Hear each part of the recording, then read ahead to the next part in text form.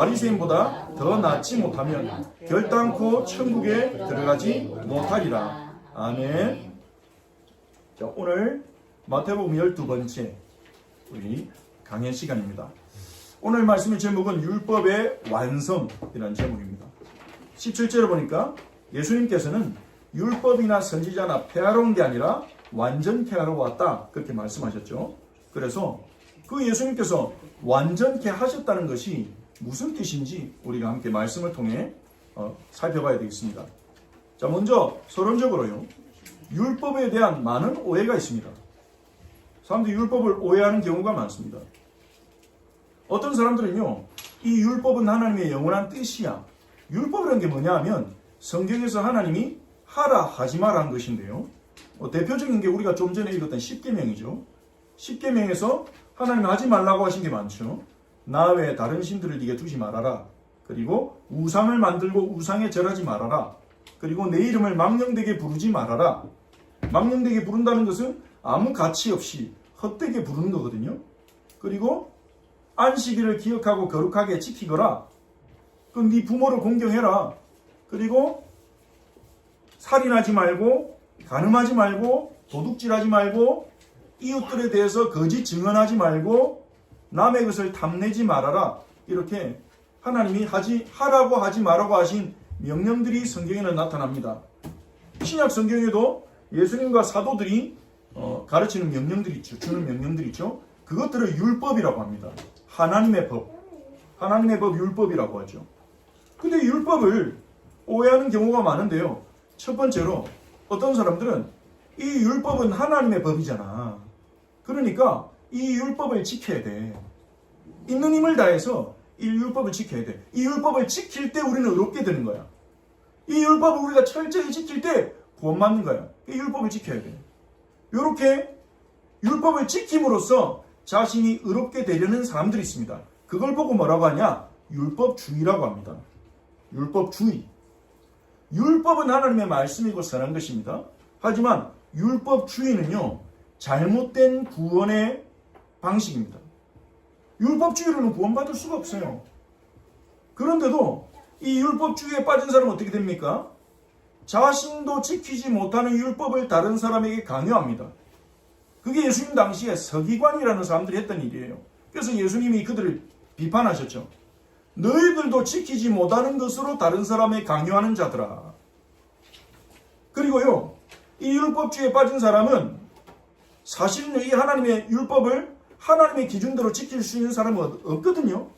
근데 율법주의에 빠진 사람은 타협된 율법을 순종합니다. 그게 무슨 말인 거 아니? 예수님 당시에 바리새인들이 그랬어요. 율법에는 하나님의 공의가 담겨 있거든요. 이 율법대로 살 수 없을 것 같으니까 그 율법을 낮추는 거예요. 율법을 지키는 구준을 변형시키는 거예요. 그래서 쉽게 예로 들면 유대인들이 지키던 안식일법이 타협된 율법 순종입니다. 안식일에 일하지 마라. 그렇게 이해했거든요. 유대인들은요. 안식일에 일을 하지 마라. 근데 일이란 게 도대체 뭐냐? 유대인들이 정리를 내리다 보니까 너무 많은 거예요. 걸어가는 것도 일이다. 힘쓰는 것도 일이다. 그러면 자기들 할 수 있는 게 아무것도 없는 거예요. 일하지 않는다는 걸 인간적인 수준으로 딱 생각하니까 집에 가만히 누워가지고 숨만 쉬어야 되는 거예요. 먹는 것도 일 될 수 있지 않냐, 이런 의견이 또 있잖아요. 그래서 이 유대인들이 이 안식일을 자기들이 순종할 수 있게 하기 위해서 자기들 랍비들이 모여가지고 일이라는 걸 정의 내렸습니다. 이 정도 이상 되면 일이다. 우리가 안식일에 예배는 드려야 되지 않냐? 그러니까 예배 드리는데 들어가는 수고는 일이라고 하지 말자. 그래서 5km 이상, 5km, 예를 들어서 5km 이내로 걸으면 그건 일이 아니야. 5km 넘어가서 걸어가면 그건 일이야. 그러면 이제 회당에 가서 예배 드려야 되는데 어떤 사람 집이 회당으로부터 8km 떨어져 있단 말이에요. 그럼 그 사람은 회당 가서 예배 드리려면 8km 걸으면 일이잖아요. 그럼 안식일 계명을 어기는 거거든요. 그럼 어떻게 합니까? 랍비님, 그럼 나는 어떻게 됩니까? 그럼 랍비가 말해주는 거예요. 그러면 전날 3km 미리 걸어갔다 와. 그러면 그거는 전날 미리 갔다 왔기 때문에 안식일에 8km 걸어가도 그거는 괜찮아. 이게요, 우리가 보면 우습잖아요. 근데 그들 입장에서는 그만큼 하나님의 법을 지키기 위해서 애를 쓰고 고민하고 몸부림을 친 거고요. 근데 하나님 입장에서 보면 그 율법의 의도를 제대로 이해한 게 아니에요. 근데 그렇게 신앙생활하는 사람들이 많아요. 그 바리새인들처럼 하나님의 율법을 자기에게 맞도록 지켜요. 자기가 지키고 싶은 대로 어떤 건 빼고 어떤 거는 자기가 중요하게 생각되는 거는 굉장히 강조하고 어떤 거는 자기 지키기 힘든 것들은 싹 이제 외면하고 이러면서 지키고 싶은 것만 지키면서 그 자기가 그 하나님 말씀대로 살아가는 것을 자신의 의로움으로 삼아서 다른 사람 앞에서 당당하게 나는 신앙생활 잘한다. 나처럼 신앙생활 해라. 자기가 지키고 있는 거 주일 성수 열심히 지키고 있다. 그러면 주일 성수 안 하는 사람 보면 그렇게 살면 안 돼. 그렇게 사니까 당신의 삶이 계속 꼬이는 거예요. 이렇게 비판하고 비난하기도 하는 거죠. 그게 율법주의에 빠진 사람입니다. 이 율법주의에 빠진 사람은요, 중요한 걸 놓쳤어요. 뭘 놓쳤냐? 인간의 마음이 얼마나 부패했는지를 몰라요. 성경은요, 만물보다 부패한 게 사람의 마음이라고 말합니다. 예레미야 17장 9절에. 근데 예레미야 선지자는 이렇게 말했습니다. 누가 이를 알리오마는. 근데 몰라요. 사람들이. 인정하지 않아요. 만물보다 부패한 게 내 마음이라는 것을 인정하지 않아요. 우리는 끊임없이 나보다 못한 사람 찾아야 돼요. 어디를 가든지.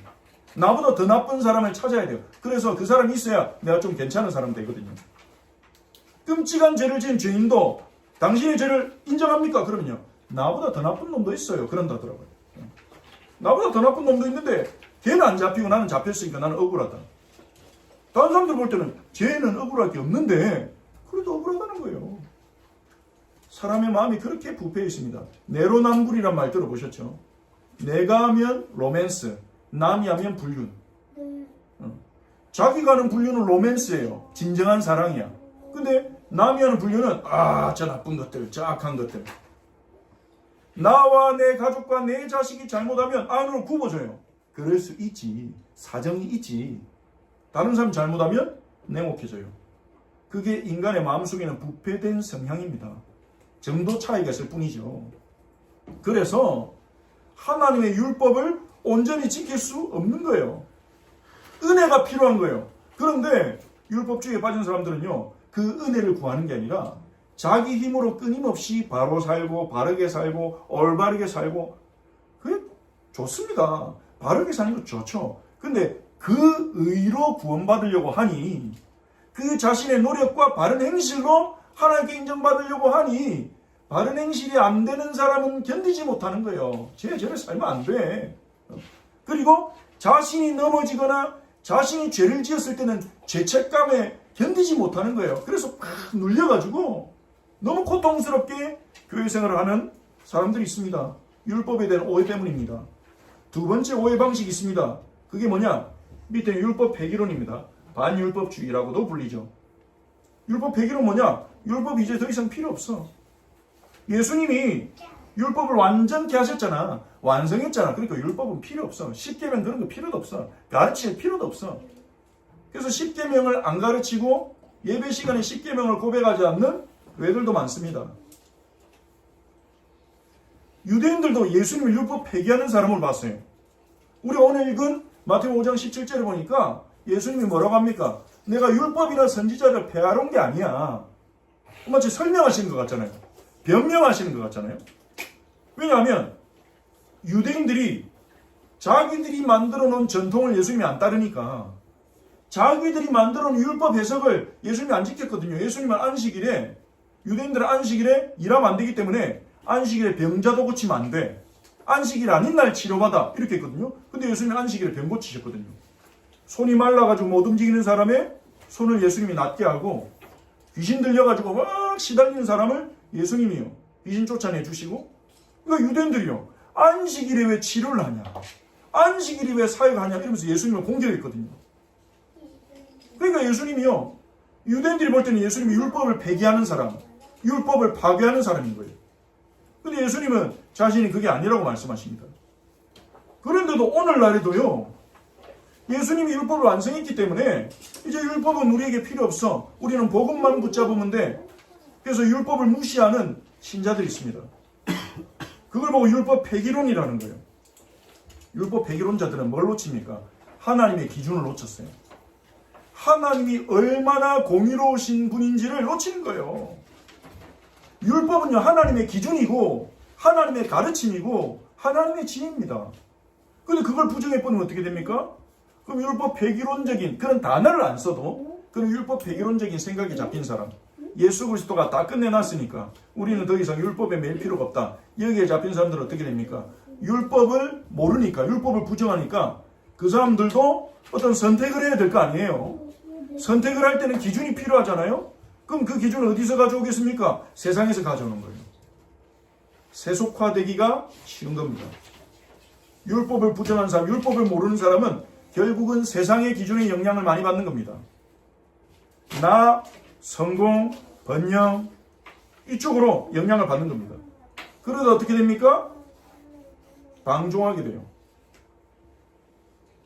하나님의 기준을 마음에 품고 하나님을 기쁘시게 하기 위한 삶을 추구하지 않으니까 방종하게 돼요. 방종한다는 말은 타락하게 돼요. 그래 범죄해놓고 뭐라고 합니까? 심지어요. 끔찍한 거는 복음을 방패막이로 삼기까지 합니다. 방종해놓고. 이런 나를 위해서 그리스도가 십자가에 죽으셨으니까 이 문제도 끝났어. 그러니까 나의 범죄한 거에 대해서 말하지 마. 하나님이 나를 정죄 안 한다는데 누가 나를 정죄할 거야? 이러면서 뻔뻔하게 그 방종의 길로 가는데 복음을 사용하기도 합니다. 끔찍한 일이죠. 율법에 대한 오해에서 발생한 일입니다. 자, 그러면 첫 번째로 하나님이 자기 백성에게 율법을 주신 목적이 뭘까요? 율법을 주신 목적을 우리가 알아야 율법에 대한 오해를 깰 수 있습니다. 자, 첫 번째로 하나님이 우리에게 율법을 주신 목적은 뭡니까? 율법은요, 우리에게 하나님의 거룩한 본성과 뜻을 알려줍니다. 율법은요, 하나님이 누구신지 알려줘요. 사람도 그렇잖아요. 우리가 예를 들어 직장생활을 한다. 부하 직원에게 계속 강조하는 게 있을 수 있죠. 절대 시간 약속 지켜야 된다. 절대 지각하지 마라. 그걸 계속 강조하면 어떤 사람으로 전달이 됩니까? 아, 이분은 시간 약속을 굉장히 중요하게 여기는 분이구나. 그러니까 어떤 규칙이나 어떤 규약을 보면요, 그 규칙을 만든 사람들이 뭘 중요하게 생각하는지가 나타나죠. 그래서 율법에는 하나님의 본성과 뜻이 나타나요. 자, 십계명 다시 한번 볼게요. 십계명이 율법의 대표적인 부분인데 여기에 하나님이 어떤 분인지 나타나고 있어요. 자, 첫 번째, 이게 십계명의 선입니다. 계명 1계명은 여기, 너는 나 외에는 여기부터인데, 십계명의 계명도 중요하지만 계명 전에 주신 선이 중요합니다. 나는 너를 애굽 땅 종되었던 집에서 인도해낸 내 하나님 여호와니라. 이 선이 말하는 건 뭡니까? 하나님은 어떤 분입니까? 구원자이시라는 거예요. 하나님은 자기 백성을, 자기가 사랑한 자를 묶임에서 구원해내시는 구원자라는 거예요. 구원자이신 하나님 나타내죠. 1계명 볼까요? 너는 나 외에는 다른 신들을 네게 두지 마라. 어떤 신도 나와 같이 섬기면 안 된다. 어떤 것도 나만큼 귀하게 여기면 안 된다. 우리가 어떤 것을 하나님보다 더 귀하게 여기면 그건 우상이 됩니다. 그게 돈이든 명예든 사람이든 하나님보다 더 앞에 두어서는 안 돼요. 하나님 옆에 두어서도 안 돼요. 자, 여기서 나타낸 건 뭡니까? 하나님은 유일한 하나님이다. 유일하신 여호와. 1계명은요. 2계명 뭡니까? 너를 위하여 새긴 우상을 만들지 말고 어떤 하늘에 있는 모양, 뭐 새나 해나 달이나 땅에 있는 것, 동물 모양이나 뭐 산이나 나무나 물속에 있는 물고기나 고래나 어떤 형상으로도 하나님을 형상화하지 말라는 거예요. 하나님을 형상화하지 말라는 명령입니다. 형상화해놓고 그것들에게 절하지 말고 섬기지 마라. 그래서 우리는 교회에 십자가 예수님 달리는 그런 형상도 천주교에는 많은데 교회는 안 갖다 놓습니다. 예수님을 그렇게 형상화하면 안 되기 때문에. 이 2계명에서 말하는 건 뭡니까? 형상이 없으신 하나님, 영이신 하나님을 나타내잖아요. 하나님은 영이시다. 3계명은요, 너는 네 하나님 여호와 이름을 망령되게 부르지 마라. 헛되게 부르지 마라. 왜냐? 하나님은 헛된 분이 아니거든요. 가치 없는 분이 아니거든요. 그래서 영미권에서는 깜짝 놀랄 때 오 마이 갓, 뭐 지저스 크라이스트 막 그러거든요. 미국 영미권에서 목회자들이 말합니다. 여러분 그렇게 어느 표현 쓰면 안 됩니다. 예수 그리스도 이름을 한국말로 번역하면 이거예요. 아 맙소사, 아 깜짝이야. 이런 의미를 표현할 때 지저스 크라이스트, 오 마이 갓 그러거든요. 그러니까 영미권에서 목회자들이 하나님의 이름을 우리의 거룩하신 예수님 이름을 그렇게 부르면 안 됩니다. 그래서 그런 표현 쓰지 말자는 그런 가르침을 막 전하기도 하고 그러죠. 이 3계명에서 나타나는 건 뭡니까? 존귀하신 하나님, 거룩하신 하나님. 우리가 함부로 그 이름을 불러서는 안 되는, 막 헛되게 가치 없이 거짓 맹세하는데 사용해서 안 되는 존귀하고 거룩하신 하나님을 나타내죠. 4계명은 뭡니까? 안식일, 하나님이 정해주신 안식일. 유대인들에게는 토요일이었고 예수님의 부활을 기념하는 우리에게는 주일이 안식일입니다. 일요일이 안식일이죠. 이 안식일을 기억하고, 이 안식일을 기억해야 되겠어요. 뭘 기억하냐? 하나님이 나의 창조주이자 나의 구속주라는 것을 기억해야 돼요. 안 그러면 하나님이 창조주인 것을 잊어버리면 어떻게 됩니까? 내가 내 인생의 주인인 것처럼 살아요. 내 돈도 내 거, 내 일도 내 거, 내 자식도 내 거, 내 남편도 내 거, 내 아내도 내 거. 그 내 마음대로 하려는 거예요. 그래서 안식일에 나의 창조주가 하나님이시라는 것을 기억하고 내려놓는 겁니다. 내 마음대로 하려던 욕심을. 그게 안식일의 중요한 기억해야 될 거예요. 두 번째, 안식일에 하나님이 우리의 구원자이심을 기억해야 돼요. 우리는 죄인이었는데 하나님 은혜로 구원받은 자임을 기억해야 됩니다. 기억하고 거룩하게 지키라. 다른 날과 다르게 하라는 거죠. 하나님을 예배하고 세상에서 하던 어떤 경제활동도 중단하고 하나님을 예배하면서 다른 사람 도우면서 거룩하게 특별하게 지내라는 거예요. 자, 이 계명에서 나타나는 건 뭡니까? 시간의 주인은 하나님이다. 우리 인생의 주인 되신 하나님을 나타냅니다. 내 부모를 공경하라. 이거는 뭐 상식적으로 알고 있는 부분인데요. 하나님이 명령하셨다는 겁니다. 질서의 하나님. 하나님이 질서의 하나님입니다. 살인하지 말라. 하나님은 생명의 하나님이십니다. 생명을 파괴하는 폭력을 미워하십니다. 간음하지 말라. 하나님은요, 가정을 지으시고 가정을 소중히 여기시는 하나님입니다. 도둑질하지 말라. 하나님은 모든 것의 주인이십니다. 하나님이 나에게 주신 것, 그게 정당한 일로 내가 벌어들인 것이든 남이 내게 선물한 것이든 하나님이 내게 주신 것 가지고 우리가 가치 있게 살아가기를 원하십니다. 이웃에 대해 거짓 증거하지 말라. 하나님은 진실한 하나님이십니다. 내 이웃의 집을 탐내지 말라. 탐내는 것의 반대는요, 만족입니다. 우리가 뭔가에 만족할 때 남의 것을 탐내지 않죠. 하나님은 우리가 하나님으로 만족하기를 원하십니다. 그래서 율법에는요, 하나님의 본성과 성품과 하나님의 뜻이 나타난다는 거예요. 그래서 이 율법은요, 선물입니다. 두 번째로요, 이 율법의 목적. 율법은 우리가 죄인임을 깨닫게 합니다. 이 율법을 우리가 들을 때, 율법을 이해하게 될 때, 아, 내가 죄인이구나 알게 되는 거예요. 로마서 3장 20절 같이 읽어봅시다. 여기 화면에 있습니다. 같이 읽습니다. 시작. 그러므로 율법의 행위로 그의 앞에 의롭다 하심을 얻을 육체가 없나니 율법으로는 죄를 깨달음이니라. 죄를 깨닫게 해주시는 거예요. 율법으로. 로마서 7장 7절에 바울이 이렇게 말합니다. 그런즉 우리가 무슨 말하리요? 율법이 죄냐? 그럴 수 없느니라. 율법으로 말미암지 않고는 내가 죄를 알지 못하였으니. 율법이 없었으면 죄가 죄인 줄 내가 몰랐을 거다 이렇게 말하는 거예요. 율법이 탐내지 말라 하지 아니하였더라면 내가 탐심을 알지 못하였으리라.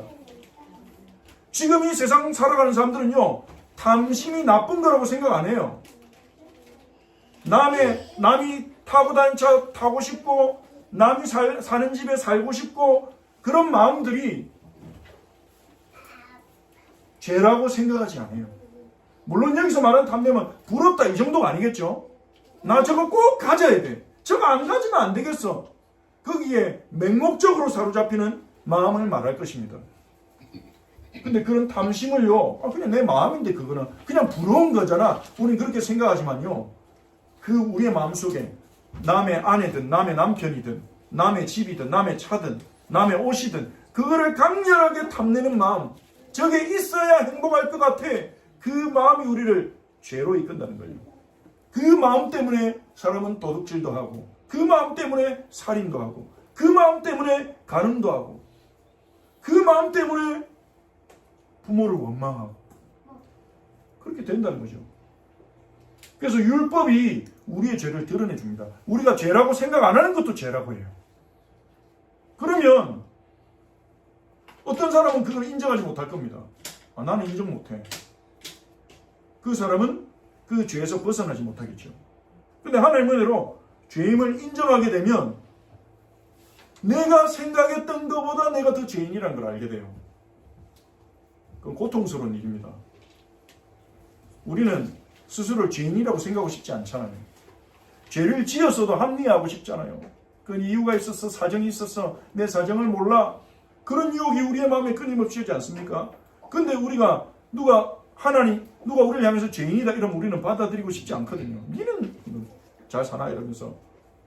그런데 하나님의 말씀이 우리를 죄인이라 할 때 우리가 그걸 인정하게 되면요, 율법의 세 번째 목적이 나옵니다. 그게 뭐냐? 우리에게 진짜 필요한 게 뭔지 알려줘요. 구원자가 필요하다는 것을 알려줘요. 내가 내 생각보다 더 죄인이네? 나는 너무 부패했네? 내가 노력해도 안 바뀌네? 내 마음은 바꿀 수가 없네? 나는 어떻게 해야 됩니까, 하나님? 내가 어떻게 여기서 벗어날 수 있습니까? 구원자를 필요성을 알게 되죠. 그래서 율법은 구원자가 필요한 것을 알게 하고 그 구원자에게로 인도합니다. 갈라디아서 3장 20절에 같이 읽어볼까요?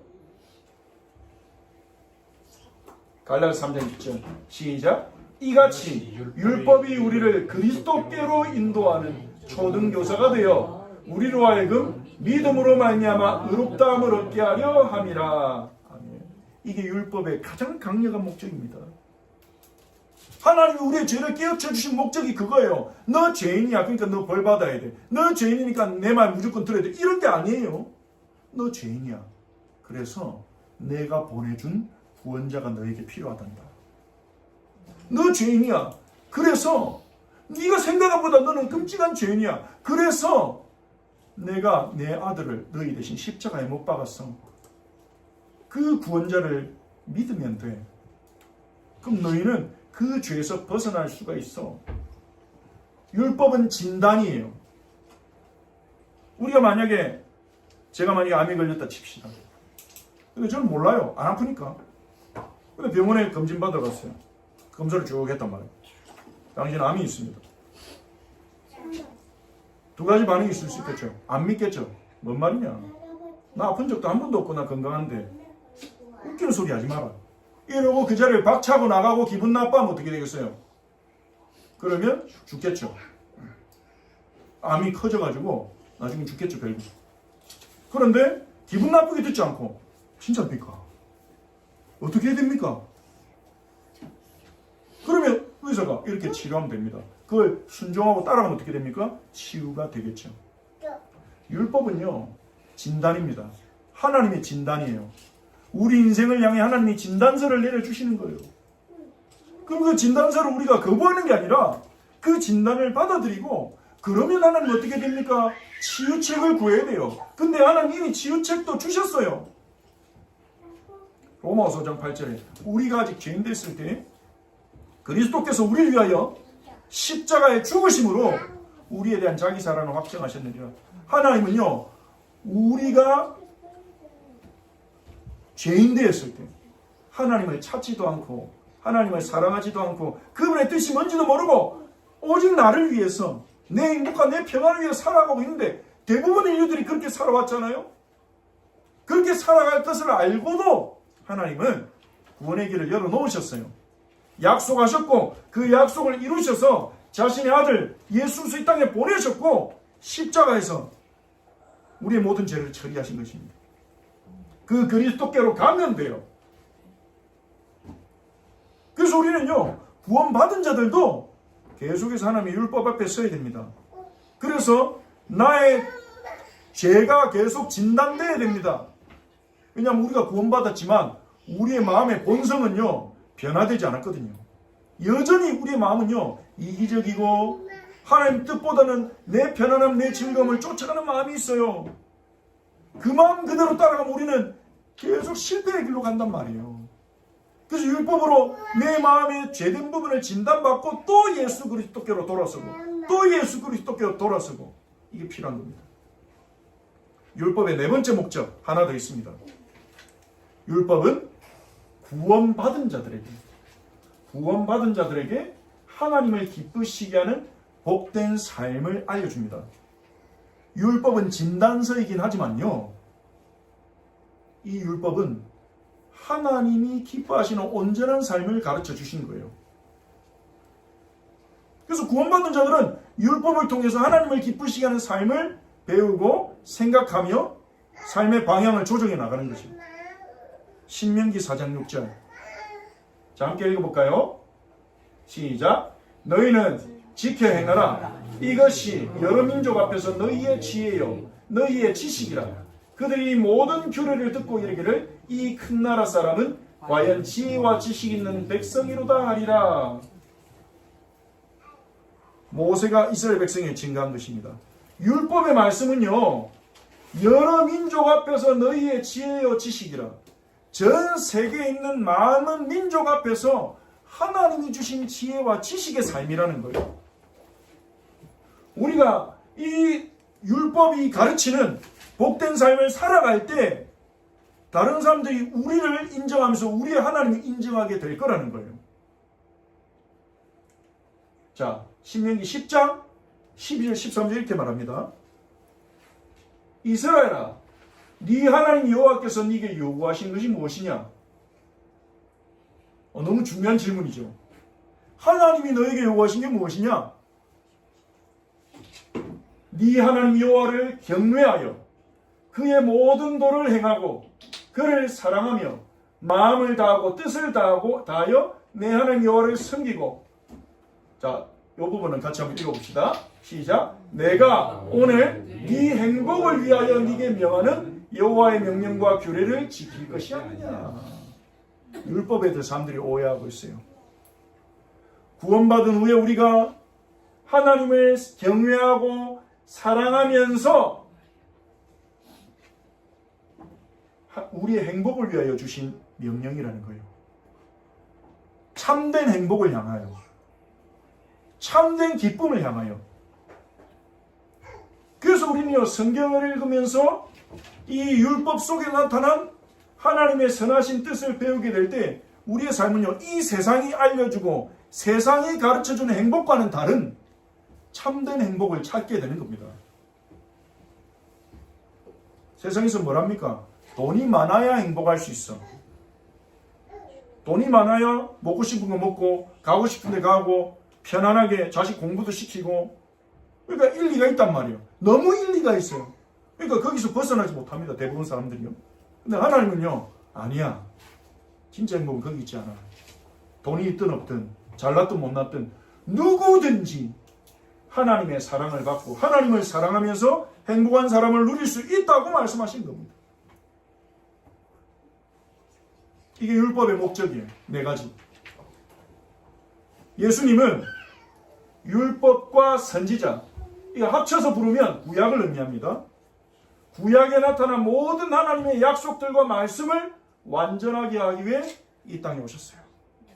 17절에 내가 율법이나 선지자를 폐하러 온 것이 아니라 완전하게 하러 왔다. 그렇게 말씀하셨죠. 자, 완전하게 한다는 말이 무엇일까요? 자, 조금 어려운 말일 수 있는데 예수님은 하나님의 뜻에 대해서 최종적 계시를 해주심으로, 좀 어려운 말일 수 있습니다. 최종적 계시. 최종적 계시는 뭘 말하냐?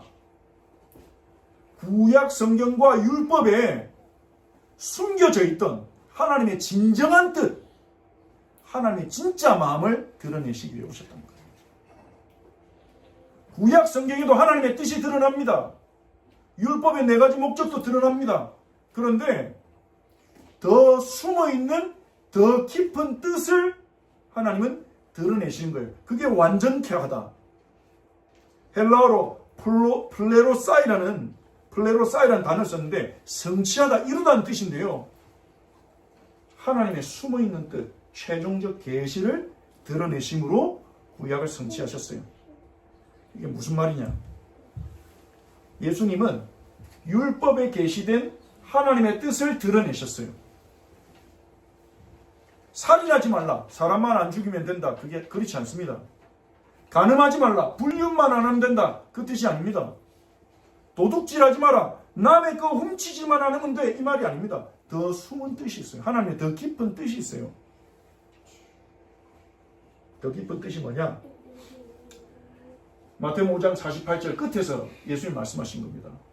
같이 읽어볼까요? 시작. 그러므로 하늘에 계신 너희 아버지의 온전하신 것 같이 너희도 온전하라. 하나님을 닮아가기를 원하신 겁니다. 하나님의 온전하심 우리가 닮아가기를 원하신 겁니다. 닮게 하시려고 하는 겁니다. 그게 하나님이 구약에 약속하신 것의 진정한 의미예요.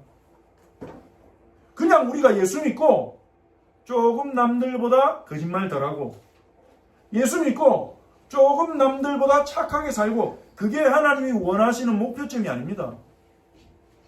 하나님과 같이 멋지고 위대하고 아름다운 존재가 되어가기를 원하세요. 하나님은.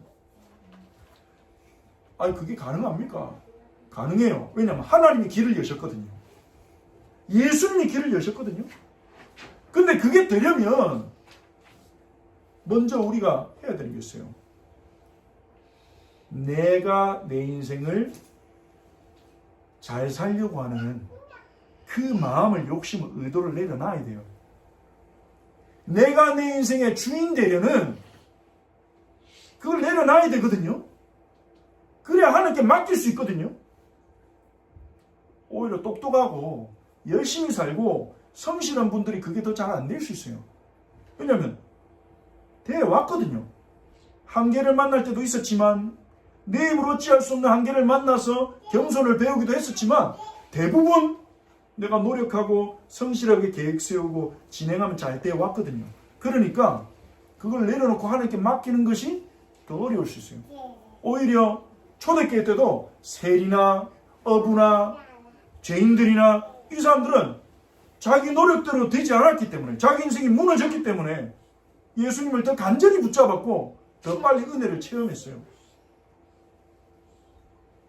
그래서 예수님은요, 이 땅에 오셨을 때 우리를 구원하기 위해 오셨지만, 예수님은 우리의 마음의 부패한 본성을 더 드러내셨어요. 우리는 율법을 통해서 우리가 아무리 노력해도 결국은 한계 있는 인간이라는 거예요. 하나님의 의에는 도달할 수 없는 인간이라는 걸 끊임없이 깨닫고 낮아져야 됩니다. 그래서 예수님이 심령이 가난한 자가 복이 있다 하신 거예요. 어떤 부자 청년이 예수님 찾아왔거든요. 돈 많아요. 이 청년은요, 돈이 아주 많고, 설명에 부자라고 딱 돼 있으니까 웬만큼 돈 많이 가진 사람을 그러겠습니까? 거기다 이 사람은 관원이에요. 엘리트예요. 지위가 높아요. 요즘 말로 하면 청년 사업가면서 국회의원도 하는 그 정도로 볼 수 있겠죠. 이 사람이 와가지고, 예수님, 생명을 얻으려면 어떻게 됩니까? 그러거든요. 예수님이 생명 얻으려면, 네가 스스로 생명 얻으려면 부모 공경하고 도둑질하지 말고 간음하지 말고 살인하지 말고 이웃 사랑하고 네 이웃을 네 자신같이 사랑해라. 10계명에 하나님 알려주셨지 않냐? 거룩한 계명. 그러더니 그 청년이 뭐라고 합니까? 제가 다 지키고 있는데요. 그것들 다 지키고 있습니다. 이 사람은 말씀대로 살아보려고 열심히 노력도 하고 있어요. 신앙생활도 잘하고 있었어요. 완벽한 사람이죠. 그런 사람이 있으면 사람들이 매력을 쫙 느낄 겁니다. 돈 많지, 사회적으로 성공했지, 신앙생활 열심히 하지. 그때 예수님이 그래? 그때 이 말씀하신 거예요. 네가 온전하고 싶냐? 네 재산을 팔아서 가난한 자들에게 주라. 그리고 나를 따르라. 그럼 하늘 보화를 주실 거예요. 예수님이요. 이 말씀하시니까 청년이 재물이 많으므로 이 말씀을 듣고 근심하며 가니라. 예수님은 조용히 떠나가요. 자, 예수님이 이 말씀하셨으니까 우리가 전 재산 다 팔아서 가난한 자에게 나눠주고 따라가야 됩니까? 그 얘기는 아닙니다. 여기서 예수님이 뭘 건드리신 겁니까? 그 청년의 숨은 우상을 건드리신 거예요. 10계명이 말한 게 뭡니까? 1계명에서요. 나 외에 다른 신을 네게 두지 마라. 하나님보다 더 사랑하는 것이 있으면 안 돼요. 스스로 의롭게 되려면 지켜야 되잖아요. 하나님보다 다른 것들 사랑하면 안 돼요. 근데 이 청년은요, 하나님보다 돈이 주는 안정감, 자기 재산이 주는 기쁨, 그게 더 컸어요. 그러면 그거 인정해야 되잖아요. 아, 나는 안 되는구나. 내가 열심히 율법 지키는데도 이것만은 돈에 대한 사랑은 내가 못 내려놓는구나. 나는 죄인이구나. 구원자가 필요하구나. 이래 돼야 되잖아요. 근데 이 청년은 자기 스스로를 딱 속이고, 나는 하나님도 잘 믿고, 나는 신앙생활도 잘하고 있는 거예요. 그래서 예수님이 건드리신 겁니다. 이게 진짜 하나님 10계명을 다 지키냐? 그럼 너 진짜 하나님을 최고로 사랑하냐?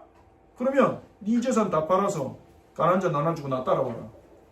네가 진짜 하나님을 최고로 사랑한다면 그렇게 할 수 있을 것이다. 근데 청년이요, 그렇지 않다는 것을 자기 행동으로 드러냈죠. 예수님은 속지 않습니다. 예수님은요, 그래서 부패한 본성을 드러내서 왜 그렇습니까? 이 청년을 낙심시키려고 그럽니까? 아니에요. 이 청년은 깨달아야 돼요. 자기가 죄인이라는 것을. 하나님 율법대로 못 살고 있다는 걸 깨달아야 돼요. 그래서 구원자께로 와야 되는데, 이 청년이 질문부터가 틀렸잖아요. 어떻게 해야 구원받습니까? 내가 뭘 더하면 이렇게 되겠습니까? 예수님은요, 이 율법에 담겨있는 의미를 드러내셨어요. 그래서 우리가 다음 마태복음, 다음 본문으로 가게 되면 21절부터 48절까지요, 구약에 있는 율법의 더 깊은 의미를 가지고 예수님이 제자들에게 가르칩니다. 구약이 살인하지 말라 했지? 내가 너에게 말하노니 마음으로 다른 형제를 나가라고 한 사람도 지옥불에 떨어지리라. 마음으로 다른 사람 우리가 무시하고 저 인간 죽었으면 좋겠다. 그 마음도 지옥불에 떨어질 죄라는 거예요. 하나님의 기준으로 보면 그 말을 하는 거는요, 전부 지옥 가라 이 말이 아닙니다.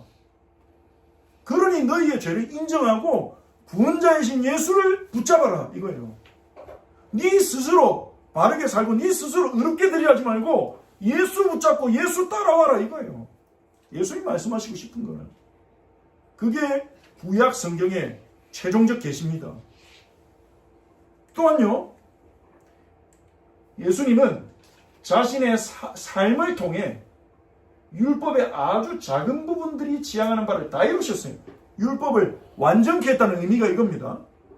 율법의 아주 작은 부분들 실제 삶으로 이루셨어요. 말로 가르쳐 주신 부분도 있고, 말씀으로 우리의 죄를 드러내시고, 말씀으로 하나님의 진정한 뜻을 드러내신 부분도 있고, 예수님은 삶으로 율법이 지향하는, 율법이 바라보는, 율법이 가리키는 것을 다 이루셨어요. 그래서 5장 18절 우리가 읽었죠. 진실로 너에게 이르노니 천지가 없어지기 전에는, 천지가 사라지기 전에는 율법의 1.1획, 헬라어로는 이오타, 작은 점 하나, 이 1점이라는 것은 이오타라는 헬라 알파벳 중에는 제일 작은 알파벳입니다. 이렇게 작게 되어 있는. 이 1획이라고 번역된 것은 케라이아. 요거는요, 이제 그 알파벳 위에 점이 찍히든지 콤마가 찍히든지 이런 강세 표시하는 그런 겁니다. 요 1.1획이 말한 건 뭐냐? 아주 작은 부분, 아주 미미한 부분, 그것까지도 다 빠지지 않고 다 성취하신다는 거예요. 예수님이. 그래서 예수님이요, 좀 전에 말씀드렸듯이 율법의 1.1획, 아주 작은 부분들까지도 지향하는 것은 우리가 아주 작은 부분들에서도 우리의 삶의 아주 작은 부분들 속에서도 돈 쓰고 밥 먹고 오늘 하루 어떻게 살지 이런 아주 작은 부분에서도 하늘에 계신 아버지와 같이 온전해지는 거예요. 완벽한 삶을 살아가는 겁니까? 그게 아니고요. 하나님과 동행하라는 거예요. 우리가 온전해지는 것은 하나님과 동행하는 거예요. 하나님의 뜻을 알고 거기에 순종하면서 하나님과 동행하는 거예요. 자, 이 율법의 1.1의 아주 작은 부분에 대해서 유대인들은요, 제일 작은 율법이 뭐냐? 그걸 본인들이 논의하다가 어떤 랍비가 얘기했대요. 율법 중에서 제일 작은 율법은 신명기 22장 6절 7절이다. 이런 율법도 있어요. 자, 보세요.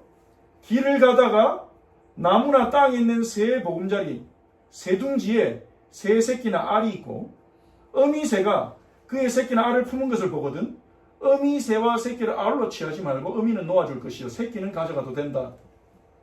이게 뭡니까? 가다가 새 둥지가 있어요. 어미새가 있고 알을 품고 있어요. 그러면 어미새와 알을 동시에 가져가지 마라. 이거예요. 어미새는 놔두고 새끼나 알만 가져가는 거는 괜찮다 이거예요. 무슨 율법이 이런 것까지 있습니까? 하나님이 이런 것까지 신경 씁니까? 어떤 자연계 순환에 대한 율법인 거죠. 어미새와 알 다 가져가면 그 어미새는 더 이상 새끼를 낳지 못하니까 그 새 개체수가 줄어들잖아요. 하나님의 뜻은 우리 생각보다 더 큽니다. 이렇게 작은 부분까지도 하나님을 생각하면서 살아가라는 거예요. 새 알을 가져갈 거냐, 새 어미를 같이 데려갈 거냐, 요거까지도 하나님의 뜻을 생각하며 살아가는 거예요. 피곤한 삶이 아닙니다. 내가 주인 된 사람에게는 그게 너무 피곤한 삶일 겁니다. 근데 하나님과 함께 하고픈 사람에게는 이거는 피곤한 삶이 아닙니다. 새로운 삶이에요. 영광의 삶이에요. 열리는 삶이에요. 하나님의 경의를 경험하는 삶이에요. 그래서요, 5장 19절에 예수님 말씀하십니다. 누구든지 이 계명 중에 아주 작은 것이라도, 여기 1.1핵이죠. 아주 작은 것이라도 버리고 그같이 사람을 가르치는 자는 천국에 지극히 작다의 금을 받을 것이요. 성경에서 어떤 부분 빼고, 사람들이 듣기 싫어한다고 빼고, 내가 말하기 싫다고 빼고, 늘 듣고 싶은 부분만 가르친다. 그 사람은 천국에서 지극히 작다. 그런데 이 율법의 1.1항이 바라는 바, 이 성경에 있는 모든 부분을 가르치면서 하나님이 우리가 원하시는 것은 하나님과 동행하는 온전한 삶이라고 가르치는 자는 천국에서 크다의 일컬음을 받으리라. 하나님의 판단 기준이라는 겁니다. 그래서 우리는 성경 읽을 때도요, 내가 좋아하는 부분만 읽는 게 아니라 전체를 다 읽어봐야 돼요. 몰라도 괜찮아요. 모르는데 이해 안 되는 읽으면 하나님 더 기뻐하십니다. 나를 사랑해서 이해도 안 되는데 그렇게 끝까지 읽는구나. 더 기뻐하실 거예요. 사람들이 성경 읽다가 레위기 이거 가면 막 머리 아프다 하거든요. 왜 양을 잡냐? 왜 소를 잡냐? 제사장은 또 왜 이렇게 하고 이해가 안 되거든요. 그거 읽다가 그치는 사람이 많대요. 근데 이해 안 돼도 어려워도 그래도 하나님 말씀인데 읽어야지 이러면서 계속 읽으면 하나님이 얼마나 더 기뻐하시겠습니까? 그리고 깨우쳐 주시지 않겠습니까? 그리고 이 1.1회까지 지향하는 바, 우리가 하나님같이 온전해지는 그 삶을 위해서 하나님 우리에게 그런 삶을 강요하신 게 아니라 하나님 아들인 예수님이 우리를 온전케 하기 위해서 죽기까지 순종하셨는데 십자가에 우리 대신 죽으셨습니다. 같이 읽어볼까요?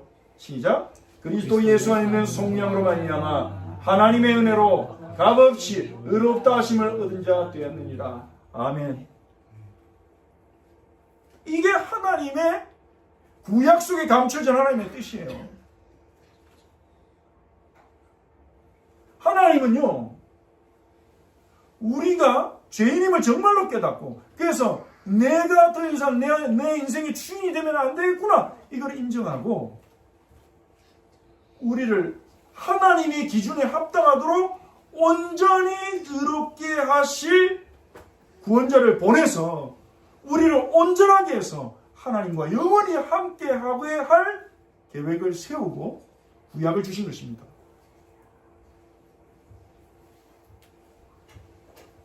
구원의 목적이에요.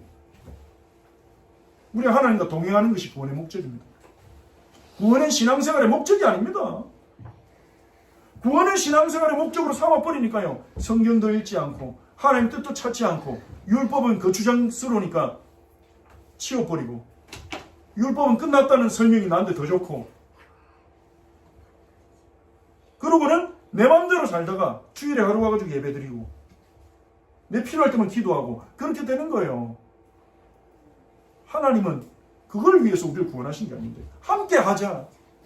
아가서에서 이 술람 여인과 그 남편의 사랑 이야기를 담은 아가서에서 술람 여인은 이스라엘을 상징하고 교회를 상징하고 술람 여인을 사랑하는 그 남편 그 왕은 하나님을 상징하거든요. 그 왕이 술람 여인에게 이렇게 말합니다.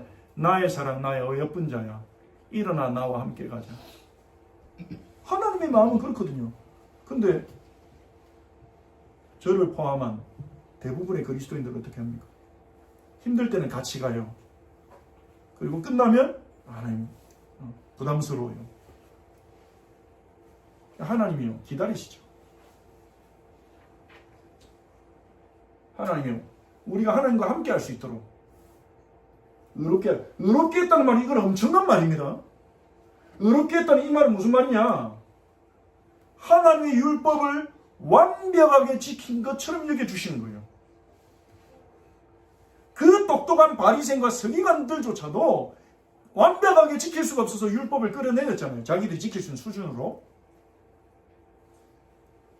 그런데 우리가 완벽하게 지킬 수 없는데 예수님을 통해서 우리를 의롭게 하셨다는 말은 무슨 말입니까? 우리가 하나님의 율법을 완벽하게 지킨 것처럼 여겨주시는 거예요. 예수 믿을 때, 예수 잡을 때 이게 기적입니다. 그래서 하나님의 아들이 이 땅에 오셔가지고 우리의 죄를 사하기 위해서만 오셨다면 오자마자 아기로 태어날 필요가 없죠. 하늘에서 쭉 내려오시고 나 하나님 아들인데 너희를 위해 죽을게 바로 십자가에 죽으셨겠죠. 근데 예수님은 어떻게 하셨습니까? 아기로 태어나셔서 죽기까지 철저한 순종의 삶을 사셨어요. 율법의 1.1획을 이루는 삶, 하나님의 뜻에 맞게 살아가는 삶, 동생들이 놀릴 때도 친구들이 공격할 때도 가정이 어려울 때도 아버지 돌아가셨을 때도 본인이 가장됐을 때도 그게 예수님의 삶이거든요. 제자들을 이끌고 갈 때도 유대인들이 자신을 향해 귀신 들린 자라 조롱하고 욕하고 비난할 때도 제자들이 예수님 따라가지만 마음속으로는 예수님 따라가면 성공할 것 같아서 나는 예수님 오른편 될 거야. 내가 예수님 오른손이야. 아니야, 나는 예수님 오른팔이야. 아니야, 내가 오른팔이야. 서로 싸우고 있을 때도 예수님은요, 율법의 1.1획을 이루는 완전한 순종의 삶을 사신 거죠. 죽기까지 순종하셨어요. 예수님만 의로우십니다. 근데 우리가 예수 믿을 때 그 예수님의 의로우심이 내 의가 되는 거예요. 이거 어떻게 사실 거예요? 하나님 앞에서 여러분의 의 바득바득 붙잡고 살 겁니까? 아니야. 어떻게 예수의 의가 내 의가 돼? 내가 하나님 앞에 인정받을 거야. 내가 하나님 앞에 바로 서서 인정받을 거야. 그러고 살 거예요. 율법주의자들입니다. 아니면 하나님, 저는 죽었다 깨어나도 하나님이 바라시는 만큼 의롭게 살 수 없음을 깨달았습니다. 내 본성이 부패해 있음을 알았습니다. 그래서 나는 예수님의 의를 붙잡겠습니다. 염치 없지만 죄송하지만 하나님 은혜에 감사하며 예수님의 의를 붙잡겠습니다. 그 예수 의를 붙잡고 살겠습니까? 그 예수 의를 붙잡았으면 어떻게 살아야 됩니까? 그 은혜에 합당해 살아야 되겠죠. 그 합당해 사는 삶이 뭡니까? 주님 따라가는 거예요. 주님과 동행하는 거예요. 주님이 이루고 싶은 일 저를 통해 이루십시오. 제가 작지만 연약하지만 힘없지만 하나님 하라신 일 할게요. 주님 하고 싶은 일 저를 통해 이 세상에서 하세요. 그렇게 살아가는 게 맞지 않겠습니까? 그래서 우리는 따라 예수 따라 이 복음에 대한 반응으로